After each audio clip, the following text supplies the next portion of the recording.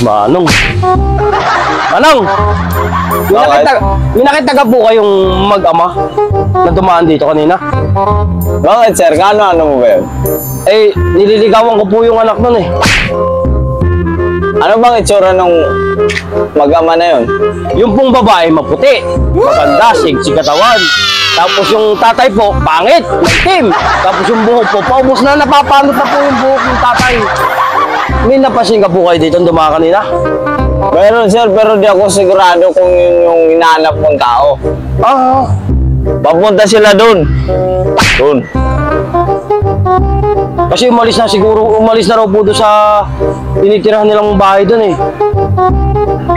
Oo nga, parang bago nga yun dito sir. Tago siguro ko sir noon. Kasi mainit ang dugo sa akin ng tatay noon sir eh. Bakit naman? Kasi tatsulok daw sir mukha ko sir. Di ba hindi naman sir? Hindi naman ah. Kaya nga, ewan ko bakit mainit ang dugo nung sa akin sir. Sige sir, abangan ko na lang doon. Baka mamaya dumaan sila doon. Susundan ko na lang para patago na lang ang pagsunod ko sir. Sige, ingat ka ha. Sige Ingat sir. ka dyan ha. Oo, sige sir. Sige. Malas naman.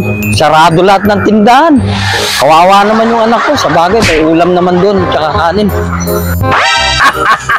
Kala mo Paparityan, di kita masusundan ha? Susundan na kita mula lamang ko ng bahay ni Inday.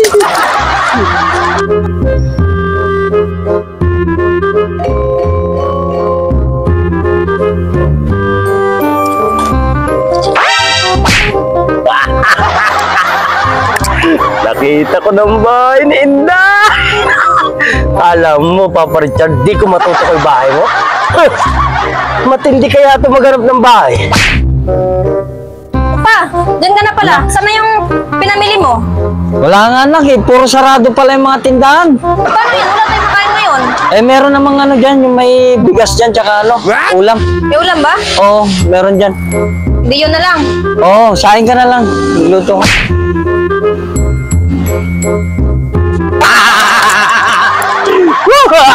Ang ganda-ganda talaga na Inday ko. Bukas ka lang.